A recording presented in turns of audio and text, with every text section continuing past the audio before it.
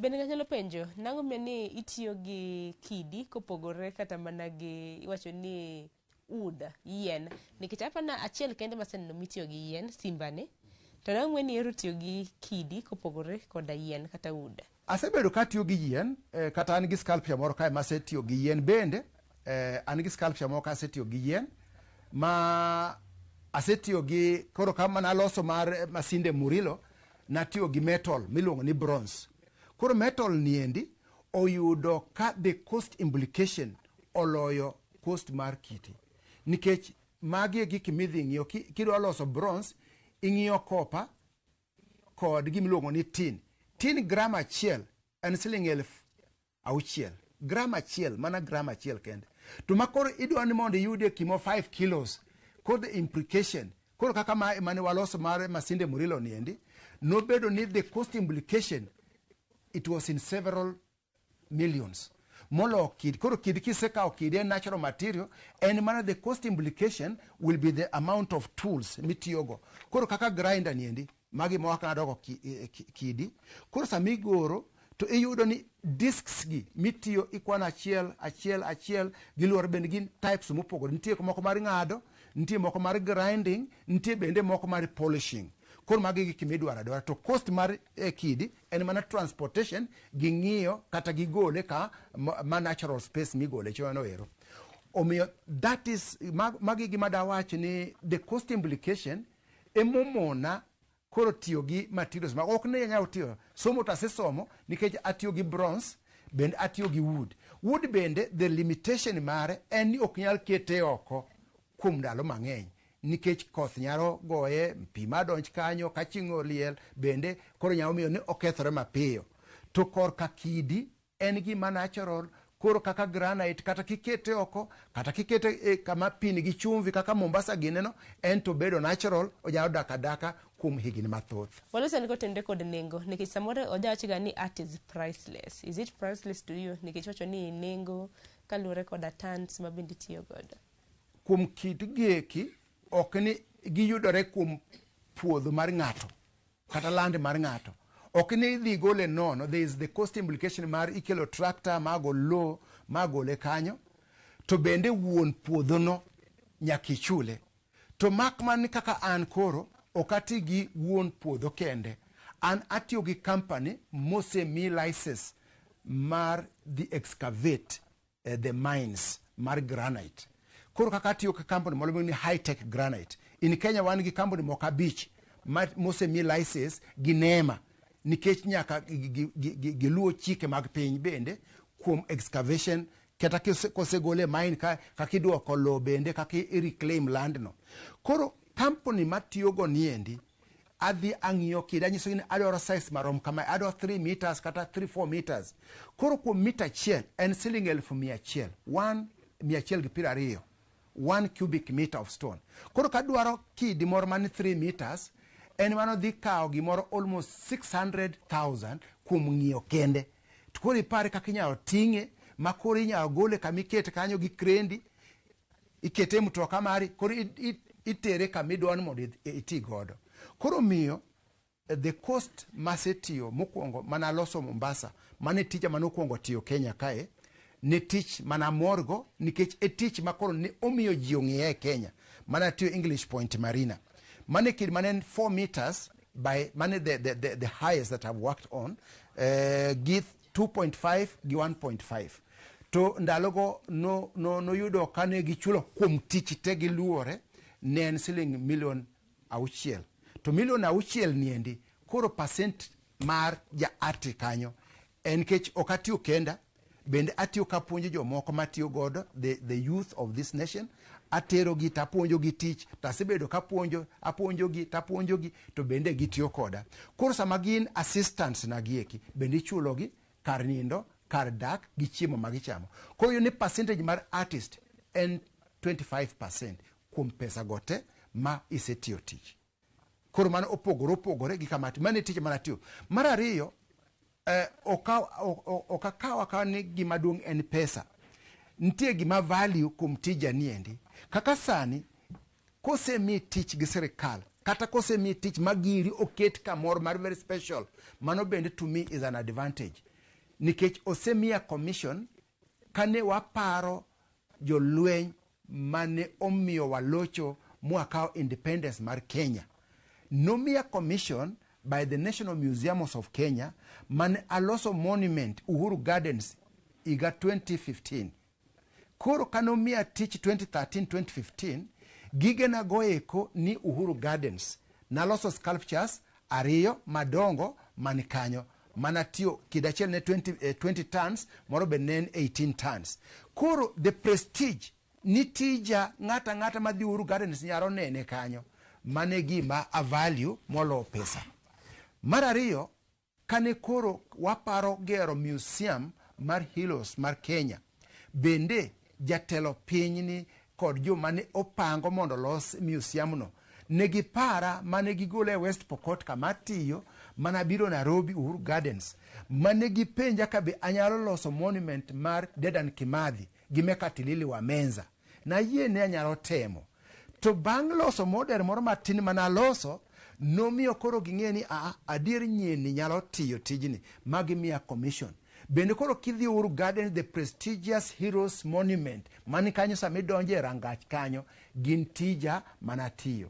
Koro koni nigi Mekatilili wa Menza, to koni bende nigi mar Dedan Kimathi molos gi kidi. Makoro mano nyaro miyo nyikwa mabiro, generation mabiro nieni nyaro para ni nentie jo mane odhie lweny nikech uhuru mar Kenya. Omiyo bende gima value en kamidhi kete tija masegoro. Koro kasegoro sculpture tikete kamoro prestigious, mano kuoma en gima value ahinya nikech moro kaka koro mar Masinde Muriro mana loso. Koro kidhie Kitare at the main stage ibiro yudo sculpture managoro mar Masinde Murilo kanie stage. Ng'ata mosedhi Kitare ok nyal kalo kanyo mapok oneno Masinde Muriro. Bende mae koro recognizer kod jogo modak those areas.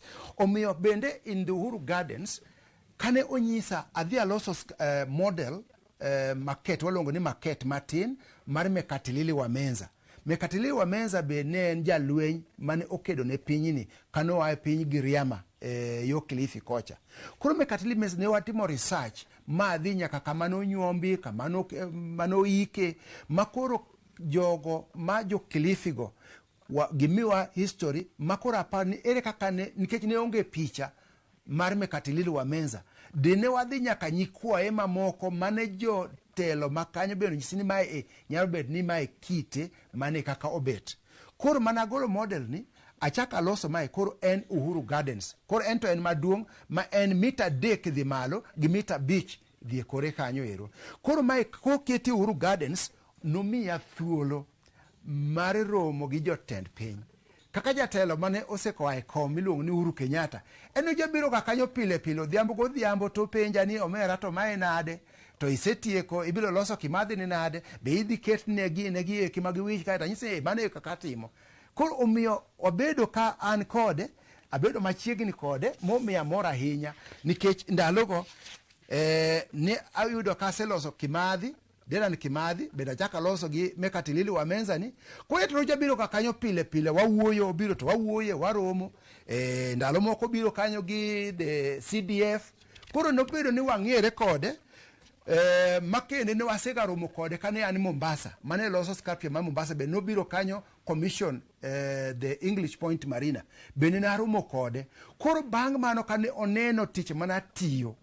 Omiyo koro bedo gi dwaro ni ng'at manyalo loso gimoro maduong' kum kidi manie Kenya ni ema adwar mondo ti. To yudo kane Kenya joma loso kite gieki ok kala 10.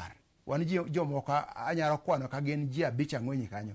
To mokwongo mano puonja tich ni endi ni japuonji na mane ilongo ni Professor Likano Ng'esa mane osekonindo. En mano dwaro ni jaradi kik idhi nindi nyaki wadhi mbele gi tich goro niendi mondo the generation mabiro ong'e ni tijni nyalo miyo ng'ato yud mwando, kata nyalo miyo ng'ato dhi mbele, kata nyalo miyo ng'ato dhi kuonde pinje mopogore. Ok ni somo kende nyalo kawo ng'ato kuom pinje go eko. Nikech somo ma wan kok sani ji paro ni ka in daktari, ka in engineer, koro ka in ng'at minya ong'e. To wadwaro nyiso ji ni gima timore en mich ma Nyasaye omiyi kitiyo go maber to nyaro teri e pinje mopogore opogore kendo nyalo miendelea e yo ma ji ok nyal paro ni mano gi nyalo timore. To gima nyalo wacho ni jo Kenya paro sama gineno kitiyo tije magi, gineno ni samoro pok ichie ka dhi skul, in ja klas 8 mano odhi e TVET moro kata odhi e Polytechnic moro momiyo koro igoro gigo nikech somo notami. Mana pa ni gima dwa ni mondo kik bed kuom jowa kata jodong gweng' kata jodong piny ma paro ni magi tije magi jogo ma pok osomo maber. Emomiyo awacho ni tijno osemiyo asedhi nyaka koro ka adwa timo PhD kuom tijni endi. Omiyo ok anyalo wacho ni mae tich ma ng'ato diwach ni en gimoro nono, en tich ma very important. Waleso ne kotende kod challenges nikech ang'e ni tich ka tich nitiere kod achiedh nade mage. Ang'e ni sebedo kilose ber ni koro mga jongo sebedo ka yudo achievements magi ber ma bende tijni osekiloni. To challenges de bede mage? Challenges ng'eny. Mokwongo gik mwatiyogo kor ka sirikal ok gin gik miloso Kenya kae. Kaka masinde ma jatiyogo gieki wagolo loka, to ka gibiro tax iyudo ka tax ni malo. Koro kise wacho ni gini nyalo los kata gi $1,000,000 kata gi 500,000 moro. Kiparo gik mitiyogo kanyo, inyalo yudo ni pesa madhi dong' kuomi en pesa moro matin. Koro challenges mag VAT gieki, prices mag tools mopogore opogore gi, mano e first challenge. Mar ariyo, kite matiyo kod gin kite madongo dongo. The machinery en very expensive. Iyudo kidwaro cranes go ng'eny, igolo gi mana Mombasa Road. Koro kidwaro tiyo Ruiru, tidwaro ni mondo crane wa Mombasa do bi oting ni kidi niendi, kor ka saa achiel en shilling 40,000. Just 1 hour 40,000. Koro ko yudo jam, kodong kanyo mani is at your cost. Koro ko bedo kanyo seche ariyo, mokwongo ng'e ni 80,000 oserumo gi kanyo kapoko chopo kamiti idwa tini. Magi challenges madhigo.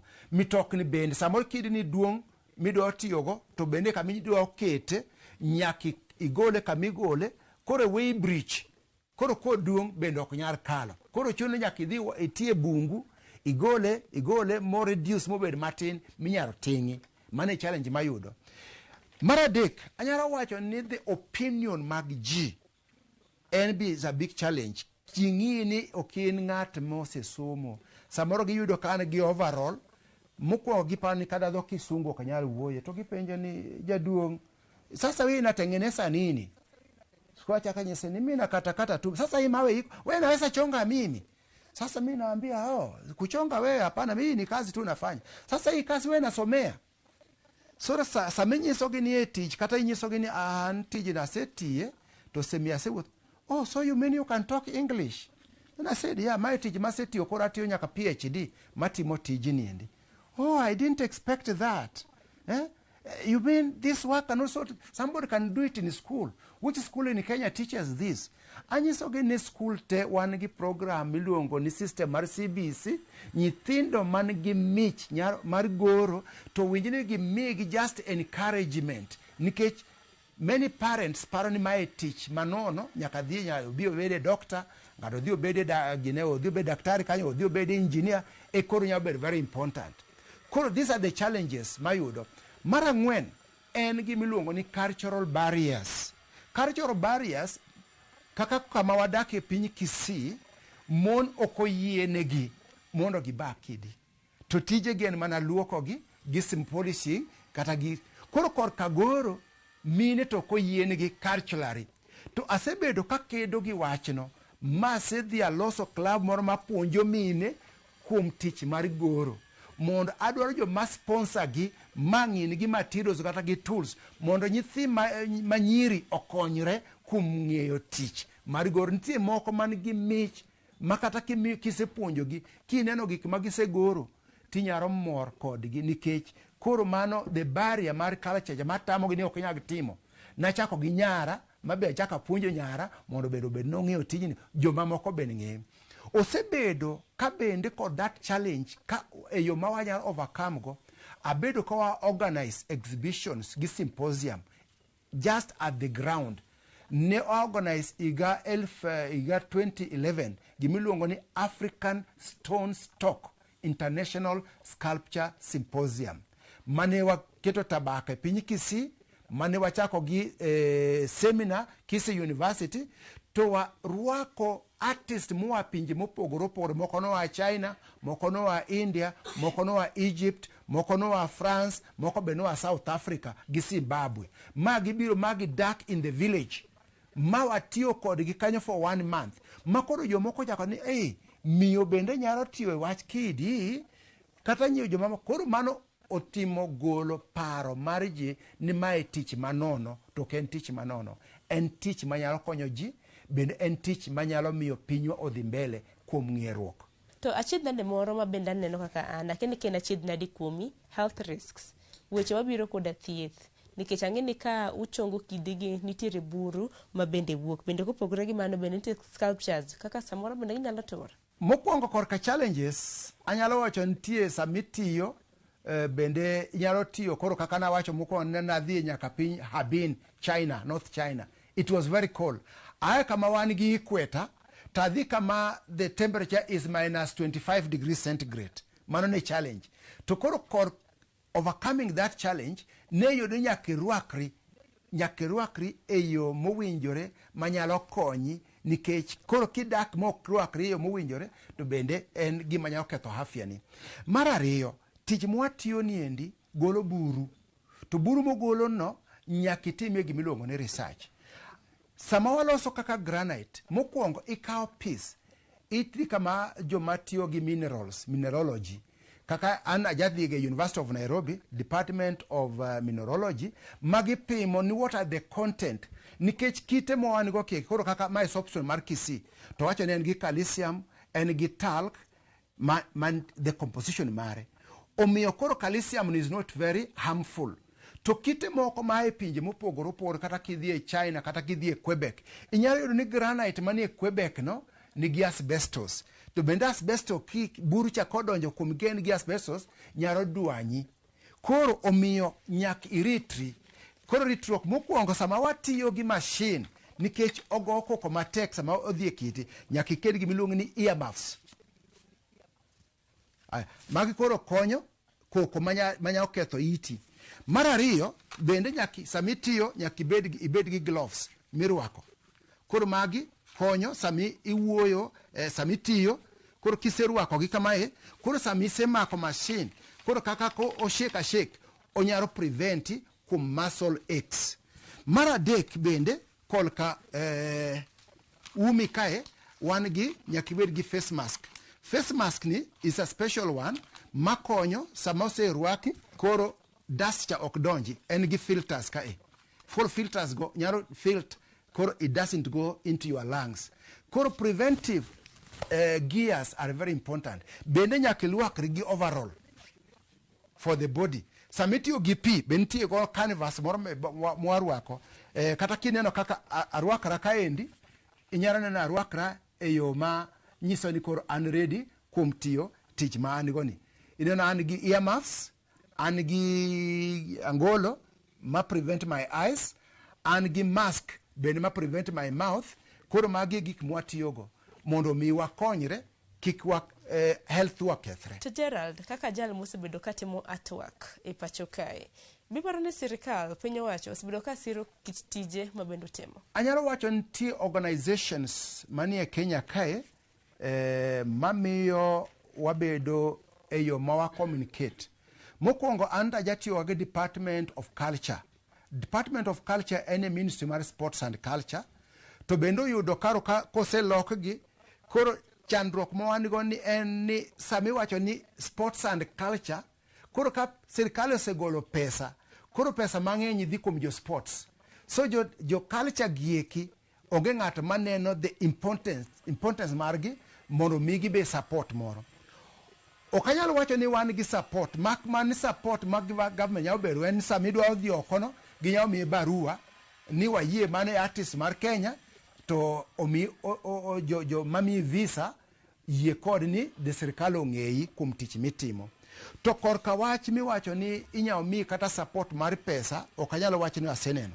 To wase form association moko like the Kenya Visual Arts Network, makoro wabira kamoro achiel ka apo nitie gima dwarore to ka wadhi ir sirkal to gima sirkal nyalo miyo en certificate mar registration kod nyiso ni ging'eyi to kod ka wach mowacho ni support ni koro kanya odhi e government anyisi na aseyudo commission pok aseneno to ber ni gimiwa recognition koro ka kisetiyo koro ka recognition ni we are recognized kuom tich misetimo koro kaka maseyudo ni kata moro maseyudo ni mosekalo kuom sirkal for the Teacher Service Commission matiyo kodgi omiyo koro mae recognition manyalo wacho ni sirkal recognize tich mwatimo to ok en monetary ok en giminyao in koro kiseuseri koro gimi pesa koro ka nitie monetary moro minyao mi en koro ka mi commission kaka musemiyago atiyo gi sirkal to mano e yo manyalo konyorago. To challenge machielo mana penji kapo nono ni kidi miloso otore titimo nang'o nikech ang'e nitiere moko kuom kite ma bende wacho ni samoro osemi deposit to koro ka otore kuom hawi marach. Mago challenge ma bende wayudo kuom tich mwatiyo ni nyalo bende sama idwa ting' kidini gi crane kisetieke ni koro idwa ni mondo idhi kete kama odwaro mondo ketie onyalo tore koro kosetore chuno ne en kidi machal nade ne en the design ne en design machal nade ko be ne en design minyalo losi to bende nitie yore adek mokwongo inyalo loko design no koselok design koro ok nyalo bet ka en abstract kata semi abstract to ka ne en realistic koro kaka ma ni sama tiyo gimoro ogore piny kata otore ma ume ni owuok kata ma ite ni owuok koro kase ite ni owuok kendi giminyalo tim en piece mowuok ni inyalo dwar kaka inyalo duoke wan gi special adhesives nitie gulu moro kata adhesive minyalo makgo mag kit olose special mar mako kidi koro maendi emigolo tik erwakogo ume motore ni koseket kanyo koro kosetuo en chal mana kidi olose nitie gik mimix go nitie the basics to nitie gimiluongo ni hardener mikete iye koseketa hardener no ero imix mirwakogo koro kisekete kanyo koro kosetuo koro en mana golo gik moko mowuok okogo to chako doko bedo kaka ne en mokwongono. Mar adek ka chuno ni koro mano ne en gima nyaka ne bed kaka en no to wuon gi wacho ni koro mae ok nyal bed nitie gimiluongo ni insurance sami chako tijni nyaka iwinjri there is a cost idhi ka insurance cover nikech luore ka be en gimoro ma volatile manyalo tore saya saya koro kisa insurance cover cha koro itiyo kapo ni onge gimotimore mane wadi Nyasaye rekoma kata sama wa transport nitie insurance mwakao nigi nagolo Nairobi tatere Mombasa idhi ka joka insurance ginyisi ni value mar gini en siling milion 2 koro ginyisi ka en milion 2 ka wanyao cover gini gi mtoka miwa insurance mar mtoka miwa license mar mtoka to bende ichulo this premium koro kisechulo premium no koro iting'o kidino idhi godo ka gimoro timore ni mtoka ogore piny kata gimoro timore gi chotore kata sama iting'e cha koro idhi kuom joka insurance koro gichulo the value mane insure cha koro kisechulo value ni ichaki idok kendo idwaro kid milos moro nikech value no osechulo but you lose in matters of time bende nyaka ubed gi winjruok gi the client milosone to awacho ni erokamano Nyasaye nikech mano pok osetimore na to gin mana specifics ma watimo sama watiyo tich ma gini gi pesa mang'eny marom kamano. Gerald, wagoni erokamano ahinya kuom nyiswa kit pok ma bende timo kata kamano kapok watieko chenro mar pok opogore adwaro mar mondo milos gi rowere mantiere oko kacha mine wuone ma bende nitiere oko kacha kalure kit pok ma bende oganda nitiere godo paro mane madichwal negi. Erokamano gima dawacho kuom joko man gi pok kata gi mich mar goro en ni mae tich manyalo konyo ng'ato for the purposes of loso pachi ni sa mitiyo to kendo pachi oseba kanyo ok nyal yudo stress nikech sa mitiyo kamano bende yudo ni this work is occupying you jomoko maonge tich magiwacho ni gidwaro tich magitiyo ka gin idle gidonje weche moko winjore e community joko metho jomoko dhi dwaro njaga kod ndawa gi ginego eko for the youth anyalo wacho ni ka in gi mich kata in gi pok mar Nyasaye osemiyi ber kirango kendo kidwaro mondo idhigo mbele nikech e kit ngimani e gima nyalo gol piny mateli malo kuom mano en ni Nyasaye ni mose mi michno be ni nyalo luore miti kuome kikonyo jomamoko e yore mwakonyogi kuom goro niendi. To kuom jonyuol gima nyalo wacho en ni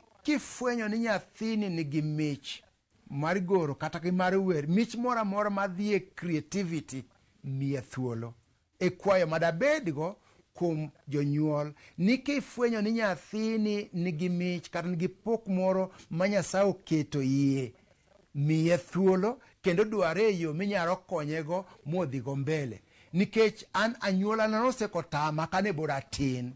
Koro kane gitama, omiyo nasewera gi tijni. Koro kana adhi e college, ema japuonj nofwenyo ni nyathini nyalo konyore nikech en gi pok mar goro. Omiyo kana kawe gi kanyo, an bende gima dawach en ni nyithiwa manie skul, koro kwa biro gi CBC niendi, to kifwenyo ni in gi mich nitie gima inyalo timo. Kik isandri ni koro nyaka idhi e time mathematics, aka idhi e time chemistry mok nyal. Dhia mbele gi mich ma Nyasaye omiyo, nikech mano nyalo teri kama jomoko ok nyal chope nikech mich ma Nyasaye kata pok ma Nyasaye omino. Omiyo adawacho ni en ber kuom system ma wan go, ober to ka anyuola kata jonyuol bende ofwenyo, nikech ane awinjo ka jomoko dhao ni mae tich ma ketho saa ok nyal tich. Moko be asega neno ka gitamo nyithigi ni ok adwa mondo ibed ja art, ok adwa mondo itimi subject ni. Tawacho ni mano koro geng'o nyathigi ma Nyasaye oketo kuome. Omiyo daher ahinya jogo mawinja e Kenya wani, kantie nyathi moro mineno kan nigi mich ni onyalo goro gimoro, en gi hera moro mar goro, miye thuolo, nikech gino nyalo ting'e matere kama dinok nyalo chopo kanok en mich noedo. Nyakwarom ga joang' mana ka pile chenro mar pok opogore ok nyal rumo kapok watang'o ni kaka iloso mwandu maket kod mage. Dong Gerald osenyisi sigande, iseng'eyo ng'ama Gerald en, bende osenyisi kaka oloso mwandu makamage. Gerald, adwaro mar mondo mi ikaw okang' makama. Inyis ji Kwarom ga joang' tools mitiyo godo, bang'e inyisi kaka ikelo bedo migor mabed kaka en kama manyalo kata mna useoko papin mari. Koro gima timo sama dwa chako tija niendi, mokwongo gima dwa loso nyaka bed diriyo. En gima an adwaro koso gima client na dwaro. Koro ka en ka gima client na dwaro mondo mi agor gino ero, chuno ni client ni nyaka koro dhi obed nitie theme ma en go. Ka en theme mar sport, tabedo piny taloso mana sketch. Kaseloso sketch ni, wakwongo okaloso achiel, aloso moko 2, 3, 4, to watimo winjruok ni mae ma daher mondo igorna. Koro kaseparo mana tadhi akawo kidi. Koro kasekawo kidi, kidi ni en e block achiel momakore. Koro adwaro the tools manyalo tiyogo. Toro sama chake anyalo ng'ade mana gi power tool mondo omi adhi mapiyo, bende omi agol tije moko kuonde moko madwaro mondo ogole. To kaseng'ado koro achako akakete power no, tang'ade kaluwore gi sketch maselosoni. Koro bang' kasetieko kanyo, to akawo mana tools na mag lwedo mag golo gieki, magi ma koro agologo, kagolo kuondego, agolo kuondego eko. Koserumo koro achako agolo achisel kaendi te. Koro mae ineno koro dhi bedo machal gi masegolo sketch ni. Koro kana sketch koro mokwongo achako akete kamano. Koro kasetiyo kamano, nitie tools moko mag kaka tupa moro miluongo ni rasip migolego kata gi grinder. Nitie grinder ma koro achako asmoothen go. Koro kase smoothen mosechopo ma koro aromo ni size ma adwaro osebet. Koro ero ema koro biro kanyo, ma koro yudo ni asetuche kanyo, asegolo ma koro nyalo ni magi ji matugo. Koro kwan ni magi ji matugo, koro kaseketo the final shape mogik no, koro abiro gi sandpaper. Arudhe gi pi ka en soapstone. Koro arudha mana gi pi, to bende nitie gimiluongo ni grits mag tiyo. The size nitie michako gi namba 60, ibiro gi namba 120, ibiro gi namba 600, ti 1200 mitieko kata 3000. Ma koro koseket kamano, koro omil oleny. Koro koseleny karo koro oserumo. Samil molenyino kineno kama en white, to kosetimo polishing no, koro ogolo color original mar kidi, onge rangi moro moseket kae. Ko mae kala mar kidi ma en kamano natural. Koro kata mineno kae gin mana natural color mar kidi. Kata laini mineno kanyo mae kidi naturally kaka ne en, kaka ni Nyasaye ochweye. Koro bang' kosetim kama endi, kolo ruore, nitie stages koro ka en kidi ma granite no ok nyal tiyo gi tools magieki. Ma itiyo gi power tools kende. Kata sama polishing bende nitie gik mi polish go, nitie gik mi attach kae ma igolo agola korka grinder kae igolo mae oko tiketo mago mag polishing. Mag polishing bende biro gi grits moko, wachake kata gi 40, 60 nyaka dhi 3,000. Koro 3,000 ni ema koro kosetim polishing mogik, onge mafuta moro miketo kanyo, en mana natural. Ichake gi namba 40 kata 50 moro, ibiro 100, 150, 200, 300, nyaka koro kogik 3,000 en makoro leny kaka kitchen tops mwa jaketo gine mana granes go. Koro mane kaka waloso mabet koro orumo. Ben nitie kite moko makoro kisetimo kamano ineno koro gigolo gi lain ki mak natural mani iye korka polishing. Mane process mwatiyo. Koro kisetimo kamano mogik nyaka indik ni mae tiji nitie gimiluongo ni beneferent. Gimiluongo ni beneferent nyaka isign ni mae e tiji, nikech ng'ato nyalo kwalo gini ma dhi usi wacho ni mara. To koro kasetiyo kanyalo ni asisign, koro ma sign Motondi is my signature. So this is Motondi 2020. Ma naloso higa mar 2020. Moko mani ka endi ibiro neno ka koro kaka mae naloso 2014. Kinyao neno kanyo en 2014. Signature ni en gima very important, nikech the value of artwork en gigik adek. Mokwongo en ng'at molose, mane value. Nikech koro ka osiepena moro kana nyathino dhi ogoro kidi moro, munya golo kata maber molo mala. To ka ogolo maber molo mala, to value mare an gi value nikech aseketo signature na kanyo. Mar ariyo, material mitiyogo determine the value of that artwork. Ka en kidi, ka en wachini en yien, koso en gimoro ma en metal. Kata ka en metal, bronze nigi value mare, gold nigi value mare, bende silver nigi value mare. Omiyo mane gi maradek. Maradek en gi meaning mane. What is the meaning of that artwork? Koro gik adek gi miyo value mar artwork dhi malo kod bed piny. Kapo ni en gi moro maloso to en value koro kamae is the freedom fighter. It's a freedom fighter. The tiji ni onge ng'ato moro mosekole. The originality mara ne mara. Koro ka en originality mara. Koro ng'ato nyadhi ne odhi loso gimoro kaka mae. Kidhi e piny mangima onge gimoro madiyud machal gi mae. Koro ka ng'ato dhi okopi kata ko Chinese moko kata jagoro moro bende odhi okwalo modhi ogoro kaka mare. Koro ji dwaro wacho ni to mae olosi gi ng'a. Ko yudo ni sign ok en mar Motondi to wacho ni mae is fake. Ok en original. Koro originality luore gi weche adek go masewacho ni nying ng'ato molose, material motiyogo, to meaning ma en go. Magi gik manyalo miyo the value of the artwork. Gerald, wagunir kuona nyakum nyiswa kit pok ma bende itimo. Nyakurom gajuanga paro bende Gerald nosingsi kanyo kapono ni nitiere gi nyathi mantiere koda kit pok mare. Sire nikech ikia kuma pok makamano biro bedo ka tere. Katika mano hukiny makawuono antiere koda akene mata na wach ni en miyo, en nyadendi ma bende no kutinga gwata kanyo. Gerald nungisa motelo ni ma ene kila ngwena. Topek oyo nakaramuna kila ngwena. En achiel kuom pok ma bende Gerald loso. Ma indi wacho ni loso mana gi kide chiel ma soapstone donge. Mana kama Nyakurom Gajuang gitipo mopogore ma bende sibedo kineno mayo gini mwandu ma bende Gerald osebedo kaloso. Atemo ng'e ni mano los karango Gerald samoro mano kendiko.